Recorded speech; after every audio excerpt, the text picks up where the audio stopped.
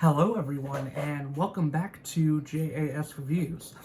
My name is James, and on this channel I do reviews of both music and movies, along with the occasional commentary piece. So if any of that sounds interesting to you, then please feel free to give this video a like, and to subscribe to my channel to see more videos like that.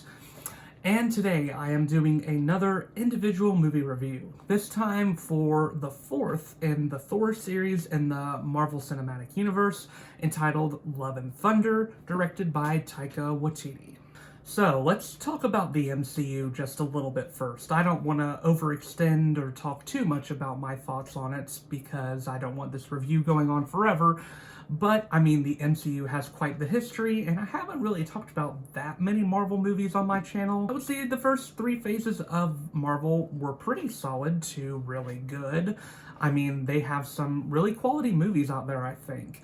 But I've always thought that Marvel has really done, especially in later times, things to overextend its welcome. And I think that has definitely been the case in Phase 4 especially. Most movies and TV shows in this phase have been mediocre to bad. I would say the best that Marvel has gotten in terms of TV shows is WandaVision, which I think is actually really good. And in terms of movies, I would say their best so far has been Doctor Strange 2, or, well, more realistically, Spider-Man No Way Home. That's the one I would say is legitimately great. But outside of that, Doctor Strange would be the other one I would rank the second best, and even at that, that one's very average compared to Marvel movies from previous phases. And making a fourth Thor movie, I really questioned whether that was necessary. Out of all the original Avengers, in my personal opinion, Thor was one of the least interesting, and his movies have been the most all over the place for sure out of all the original Avengers, besides maybe the Hulk, who I don't necessarily count for different reasons. But I have never really been a big fan of Thor 1 or Thor the Dark World. Thor the Dark World is obviously widely considered to be one of the worst Marvel movies, and I consider myself in that camp. But Thor Ragnarok was actually pretty solid, I thought. In fact, I probably appreciate it more now than when I originally saw it. I think I appreciate it even more now for how original it really was for Marvel and how it really injected a breath of fresh air. And Taika Waititi, of course, directed that one. And I like Taika Waititi as a director. I think he has a lot of personality. I think he's generally a good comedian. And I think he did very well with Thor Ragnarok. So I did have some hopes for Thor Love and Thunder being good. And of course, part of that reason being that Taika was back to direct this one. And I generally do like Taika's work. But I heard that this movie was getting a lot more controversy for being just a far weaker and more diluted version of him. And upon watching this movie, I think I have to agree. I think this movie is pretty weak.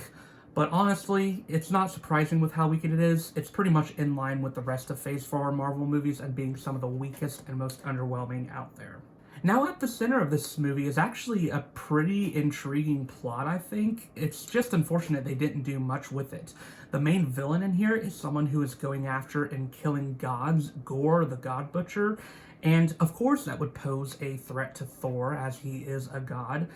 And there's also sort of an interesting side story of Thor feeling complicated with his own identity and not feeling sure of what his feelings are on things, or more likely that he's repressing his feelings, that he's lost so much and he doesn't really feel secure to love again. And in this movie, he reunites with Jane Foster, who hasn't been in a Thor movie ever since The Dark World, played once again by Natalie Portman.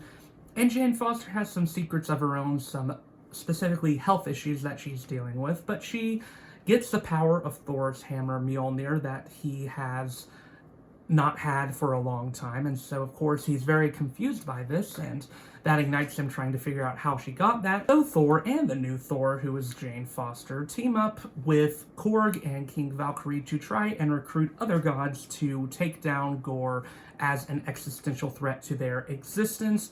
All the while, Thor and Jane are sort of reigniting their romance and coming to terms with what their relationship used to be, as well as Jane coming to terms with where her life is with her health conditions. So all that plot might seem like there's a lot of interesting stuff going on, and I think the plot itself does have a lot of potential, like I said, but sadly, I think this movie does not deliver on that potential overall. Time and time again, it really squanders it and makes one of the most basic feeling Marvel movies I've seen. In fact, out of all the Marvel movies out there from Phase 4, this might be one of the worst. And even in terms of the whole of Marvel Studios, this one's pretty lower tier to me. It's not like Thor Dark World or Ant-Man and the Wasp lower tier, but it's still down there, sadly, which is really disappointing for me, considering how much I enjoyed Thor Ragnarok. And with the fact that Taika Waititi was back for this movie, I thought that there was potential to inject life into Thor yet again, but this movie really misses the mark many times. And I think there's a variety of reasons for that. For one, I feel like Taika's vision was really diluted in this movie. Either that, or they didn't give him enough time to realize his vision. Everything about this movie feels really rushed. It seems like all the concepts were put together in a very haphazard way to where they don't really coalesce well. And it's sort of a tonal whiplash to go from some of the very weak comedy in here to the realization that Jane Foster's character is dying from cancer. Having something that starkly serious against some very silly and very intentionally lighthearted moments makes the movie not work as well as it could. But in this movie, I feel like both sides just end up not working as well as they could. And the more I thought about this movie, the more it just went down in favor with me. The comedy especially is, I think, the weakest point of this movie by far. It's trying so hard to be funny, and time again, it fails, in my opinion. There's not many jokes that even made me crack a smile. There was a couple that made me chuckle a little bit, but they were very few and far between, making this actually a bit of a dull experience to watch, which was very disappointing to me. I didn't really find the characters to be too charming here. For an example, I actually really liked the way they interpreted Thor in Thor 3, and Chris Hemsworth's performance in this movie isn't bad, not at all. I actually think he's still a pretty charming leading man here, and he's trying his best with the material he has, but I just don't think he's nearly as compelling of a character here. The same goes for Natalie Portman as Jane Foster. Her performance is really not great here. I think she might be the weakest element of the movie, sadly. And I know Natalie Portman can be a good actor, even oftentimes a great one, but it really feels like she's phoning it in here. I've always felt like Jane has not been a very interesting character, even in the first two Thor movies, so them bringing her back was a bit of a confusing decision to me, and the fact that they use her cancer diagnosis as a way to care for her, it honestly feels like a sort of cheap ploy to me, using something as devastating as that to ignite emotions. Of course that's going to ignite emotions in a lot of audience members, because a lot of audience members have dealt with a family member going through that. But I feel like they just don't ever put the amount of emotional weight that it needs. There are some good scenes between her and Thor, like where Thor discovers her diagnosis for the first time, that actually do work. And I think the ending scene between her and Thor is really good in that regard as well. But most of the time, it feels like a surprising afterthought. And going back to a little bit more of the comedy, when they're not spouting off jokes that feel incredibly unfunny or like they're trying to be self-aware, they also incorporate things that feel like incredibly outdated memes, like the dad bod to god bod joke is very 2012 to me in terms of what it's saying. And then they bring in the screaming goats. And I just can't believe that Taika would resort to a cheap joke like this, especially from something that is so outdated and was honestly pretty unfunny even when it was originally out, in my opinion. This movie has been infamously ridiculed already for how bad its special effects are, and it even made stories about how bad visual effects artists were treated being released. And come on, Marvel, treat your visual effects artists better. They account for like 90% of your work, really, if we're being honest. And the fact that you're not paying them well is just unjustifiable. And the fact that they're making them work crunch time, of course the results are going to look a bit bad because of the fact that they're not paid well. But nevertheless, the visual effects just do look really rough here. There are some really bad scenes, especially, that have already been talked about to death, so I don't really want to say much about them here, but The only time I really thought this movie looked great was in this scene where there was this rainbow-colored background that I really liked, as well as a black and white scene that was pretty visually cool for Marvel. But otherwise, the visual effects are incredibly underwhelming to downright bad in this movie. It feels fake, it feels like a really cheap video game in many places.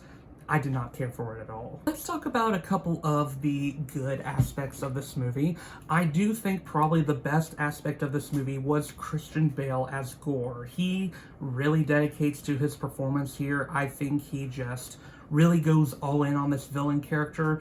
He's the only character here that feels fully fleshed out, in my opinion. I just really wish they had done more with him and with how dedicated Christian Bale was. It's disappointing how much they underutilized him. I also thought Russell Crowe was suitably silly as Zeus. I liked his interpretation of this character. It was one of the few times I was legitimately sort of laughing at a character for the reasons that they wanted me to laugh. But he was in the movie for such a short amount of time that it really gave me little need to care.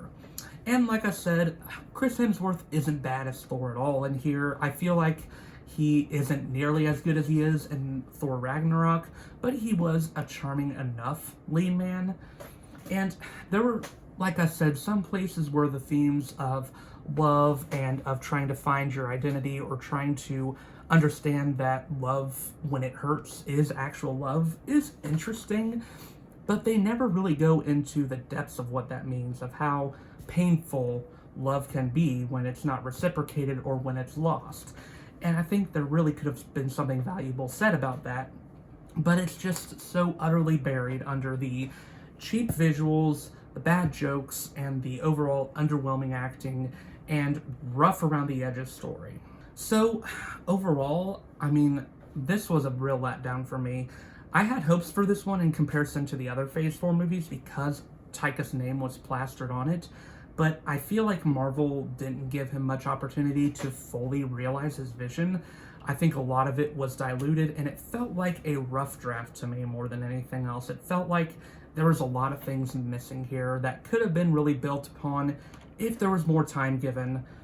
And that, along with, like I said, the just really bottom tier jokes, some of the worst jokes Marvel has written to date, and some of the worst visual effects, make this a pretty weak Marvel movie. I wish I liked it more, but I really don't, and it went down on me the more I thought about it.